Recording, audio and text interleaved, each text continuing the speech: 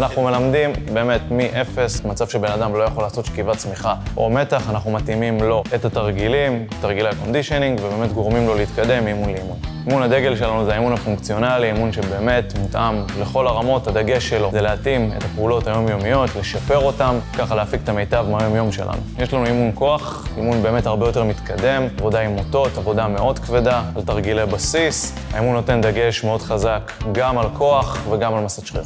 דוגמה של האימון, משקל גוף. בעצם הגוף שלנו זה המשקולת שאיתה אנחנו עובדים על סקילים כמו מתח, מקבילים, עבודה עם טבעות, טווחי תנועה והרבה מאוד עבודת ליבה.